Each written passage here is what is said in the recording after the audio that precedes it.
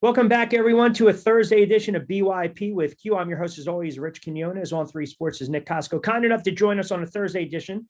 All right, so we ran through the gamut, college hoops, good stuff. We'll make the transition now from basketball, from the hardwood to the gridiron, the NFL. Your Philadelphia Eagles, in a game that wasn't even competitive against the San Francisco 49ers. They dispatched the 49ers. They advanced to the Super Bowl. Obviously, they'll take on Kansas City, maybe with a little help from the Zebra, so to speak, who dispatched a game Cincinnati squad. All right, we'll spend a moment or two with the Philadelphia Eagles because I mentioned this earlier in the week on BYP, Nick. I think this is shaping up right now. I don't believe both quarterbacks are 100%. I still believe Mahomes is a lot more compromised, obviously, than Hurts. But this game, glossing over, reeks of what Tampa Bay did a couple of years ago against Kansas City with their defensive line. We saw what the Eagles were able to do against San Francisco. And again, the whole narrative of this, who have you beaten, who's on your schedule? I don't care about that stuff anymore. It is what it is. You make it this far, you get to the Super Bowl, tells me you're a heck of a team. They are a 60-minute team. They're going to punch in the mouth. They're going to take care of business. And that's exactly what they did against San Fran. And once Purdy goes down, the whole complexion really of the game changes. Yeah, no doubt. I mean, you saw that was the first drive. I actually went back and looked at it again. I'm thinking to myself, no, that was the second drive. No, it was the first drive because the Eagles actually held the ball for so long on their opening drive. And, the Devontae Smith's catch or no catch, obviously was not a catch upon a further inspection, much later in the first quarter. But I mean, yeah, it's clearly not a catch. You can't pretend that it was a catch, but in the moment, no, not it was at all, a catch and he had the heads up play, obviously. But that set the tone for the game. And obviously, once Brock Purdy went down, you pretty much felt the way that the Eagles were going to win that football game because Josh Johnson, all respect to him, he's been playing in the NFL for over a decade, but he's a journeyman quarterback. He's never been a consistent starter for a reason.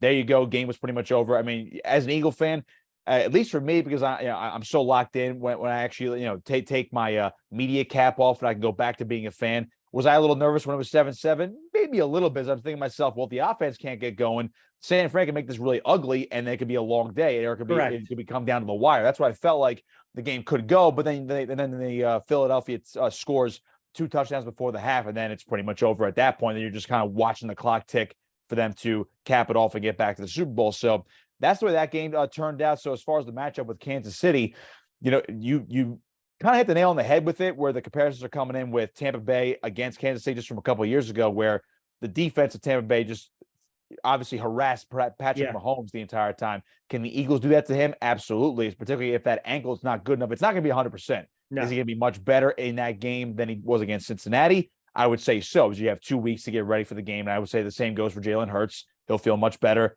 in the Super Bowl than he did in the NFC Championship game. Now, can the Eagles win this game without Hurts playing at the MVP level he was playing all season long and win on the ground?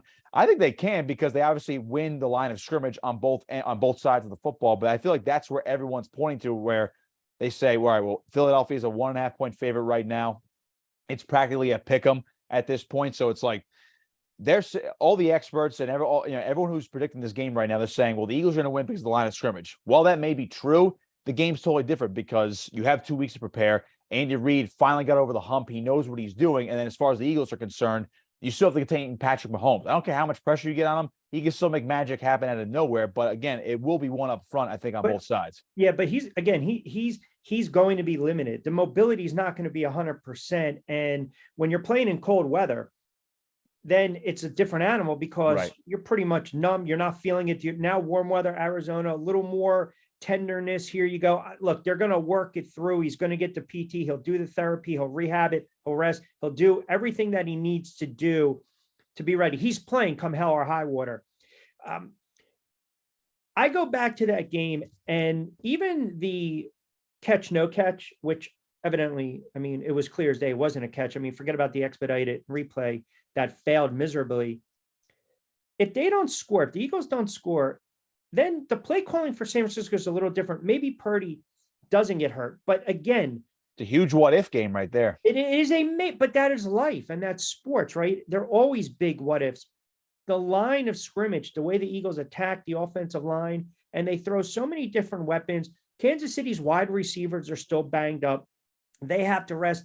They have to heal. I mean, the matchup itself, it's an intriguing matchup because I feel as though the Eagles are going to play this disrespected, slighted card. And man, it's a Super Bowl. You don't need to talk yourself into that. And then Kansas City kind of just, going about their business, doing their thing. Andy and the Philadelphia Eagles. I think there's 100 storylines.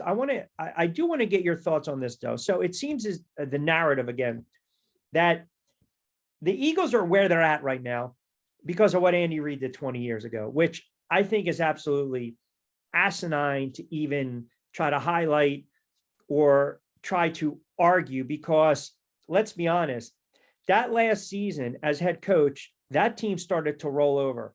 They rolled over like a bunch of dogs against the Giants, 42-7. Andy Reid's time was done.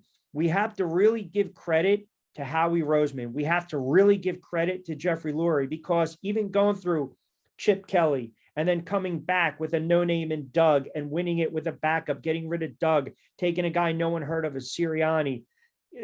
You have to start to really look at this organization now where it's one of the best, I would say the most properly run, the most professional run in all of sports. If you're really being fair and objective, because the consistency's there. And again, this is not a knock on Andy Reid, but come on, man, stop.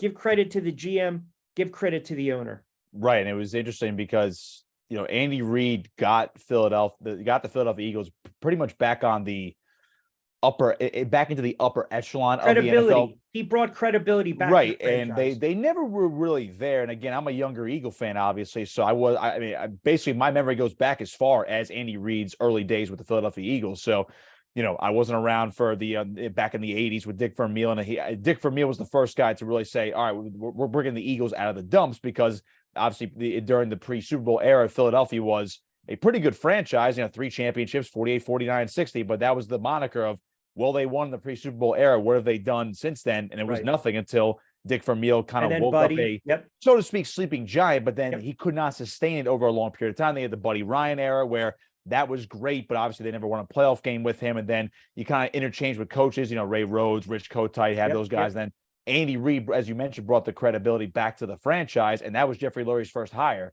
was Andy Reid, or basically the most important hire he's probably ever made as the owner of the Philadelphia Eagles. Now, is Andy Reid the reason why the Eagles won the Super Bowl 5 years after his departure, after his firing? No, of course not. Now, he laid the foundation of, there were some players left over from the Andy Reid era, of course, but don't forget, everyone seems to forget that there was a Chip Kelly era, and it wasn't all bad under Chip Kelly. His first year, he has to deal with Michael Vick, who went down with injuries, and this is 3 years after Andy Reid revived his career. Nick Foles comes in, who was, again, Andy Reid did draft Nick Foles. Yes. This is only Nick Foles' second year. Comes out of nowhere. Everyone remembers 27-2, 27 touchdowns, 2 picks. They get to the playoffs, but they're one and done. But they win the division, 10-6, one and done. Next year, 10-6, missed the playoffs. I think they lost like 3 of the last 4 games. Bad losses. They were bad losses. The Cowboys game, the Seahawks game, and then you're like, well, what happened here? And again, Foles was hurt, Mark Sanchez. All right. But still, Chip Kelly, 20-12 in 2 years, and then obviously once he got the GM powers and Howie Roseman was thrown into a broom closet, then obviously they go downhill. Then they make the drastic changes. Howie's back, is reinstated as GM. Doug comes in 2016. You start seeing some pieces, some of the old Andy Reid culture, I would say, that Doug took from his time there. But he put his own stamp on it. Then, of course, it all came together in 2017. But don't forget, everyone points to the Super Bowl and how it was a Cinderella dream season, 13-3. You lose your MVP quarterback. Foles comes in. It's a magical story, right? Typical underdog story. 2018 and 19, they still get back to the playoffs. I know Foles did it the next year, but Wentz got him back in 2019, albeit it was a roller coaster of a 9-7, division championship year. And then, of course, 2020 happens where it kind of just all fell apart. And then you're thinking to yourself, all right, well, that was a nice that was a nice run. Now you have to completely rebuild the franchise again. Right. But Howie is smart enough where he learned from a lot of mistakes before and after the Chip Kelly era, where Jeffrey Lurie entrusted him. And then you mentioned the organizational structure. Without those two guys learning from the highs and lows of Andy Reid, the past mistakes. The past mistakes of Chip Kelly, the ups and downs of Doug Peterson, obviously the highest of highs, then the lowest of lows. They put it all together and they're like, well, we know how to hire coaches. Every coach that's been coaching the Philadelphia Eagles since Jeffrey Lurie took over as owner has made the playoffs. 2 of them got the Super Bowls and 1 of them won it. Right. I think actually 3 of them now with Nick Sirianni going to the Super Bowl this year. So you mentioned the organizational structure. It could be the best in the NFL. It could be one of the best in all of sports right now, because it is kind of mind-boggling when you think about it. You go through 4 coaches and 3 of them get the Super Bowls since 1996. I mean, that is kind of unheard of. The only other team that gets back to that often was Kansas City right now, and that's Andy Reid. And they look at the Belichick Patriots. Other than that, I mean, who gets there consistently other than, Mike Tomlin got there twice with the Steelers. Steelers are known as a great organization, but I mean, no one has been this consistent as a playoff contender out of the NFC, and now it is in their 3rd Super Bowl this century. Yeah, and the interesting point is both those playoff losses, think about it, to the Saints, right? Bounce of the ball, so to speak. And that Chip Kelly game, the defense had lapses, and they also had a special teams lapse late in that game as well. It'll be, like I said, we have another week to kind of dissect this and gloss it over and whatnot. But yeah, I think he restored the credibility, the structure, the calmness. Here we go. We're going to do it this way. Boom, boom, boom. Ownership, GM, if they take the hits, they certainly have to get the credit. All right, got a couple before we close out. Let's get into this. Tom Brady announced his retirement earlier in the week. And again, I believe this is something where when you watch it, certainly looks like it's pre-recorded. We know it didn't drop that day of. He looked and sounded extremely sincere. And I go back to when you're not 100%, when you're not all in invested, it's not fair to an organization. It's not fair to a franchise, to fan base, or your teammates.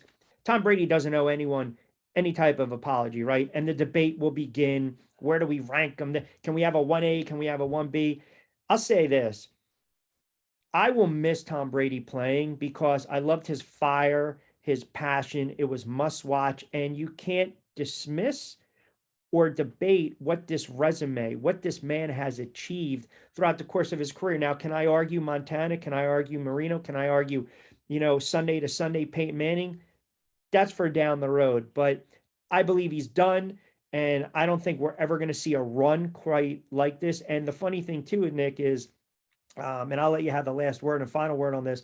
If it's not for Mo Lewis changes the course and complexion of 2 franchises in the NFL history. He knocks out Drew Bledsoe when he's playing for the Jets, and in comes, this kid no one's heard of, Tom Brady. The Jets are tormented by this guy for 20-something odd years, and the Patriots go and have this wonderful run with Tom Brady, and obviously he caps it off a couple years ago, winning Super Bowl with Tampa.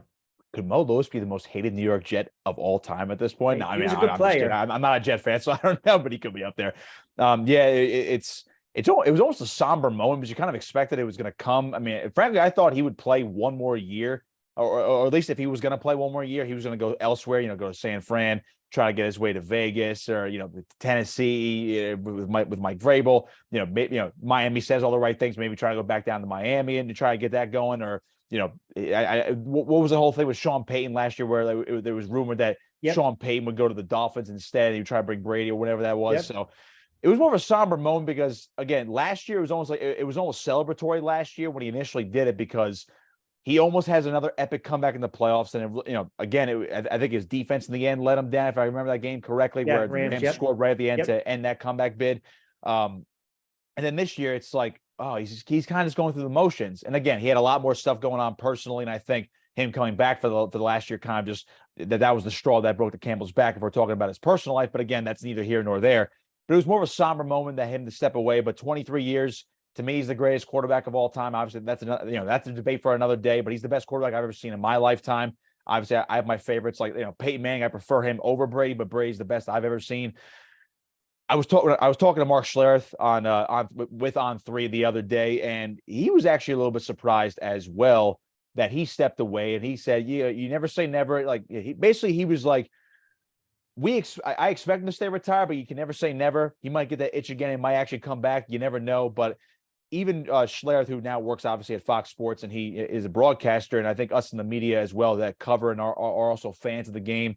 Obviously, we didn't play at the highest level, but you look at it, it's like, wow, we're going to miss watching him on the field because you look at the past, look at this whole century. You can't go a Sunday without saying, oh yeah, Tom Brady did this, Tom Brady did that, or we're talking about Tom Brady with the Patriots or the Bucks. You can't. It's going to be so weird. It was very weird when Peyton Manning stepped away. It's weird when Roethlisberger stepped away. That whole era is now almost gone because Rodgers is still around. For who knows? Maybe he could retire as well. But we're finally at the point where we have transitioned to the next generation entirely. Now we have the Mahomes, the Burrows, maybe the Jalen Hurts, the Josh Allens. Obviously, you have who else? I mean, Stafford's still. I know Stafford's older, but he's still around as well. But you have the young and up and comers are now at the forefront of the league, where Tom Brady was the figurehead of the NFL. Now he's finally away, so it is a bit of a somber moment compared to last year. Yeah, excellent call on that one. Good closing points on this Thursday edition of BYP. Of course, he is Nick Kosko on 3 Sports, college sports reporter, does a great job, covers the college game like no other. You can catch him calling action in our backyard in Atlantic City, Cape Atlantic League as well. High school sports, college sports. Are you wrestling? Give him a follow at Nick Kosko 59. He was kind enough to join us on a Thursday edition of BYP with Q. Always appreciate a couple moments, my friend. As always, everyone out there, check us out on the YouTube channel, Rich Q on Q. Hashtag BYP at Rich Q on Q on Twitter, and of course IG. And we will do it again next Thursday. We'll break down the Super Bowl, Eagles, and Kansas City with you. Appreciate a couple moments on a Thursday, pal. Appreciate you as always, Rich.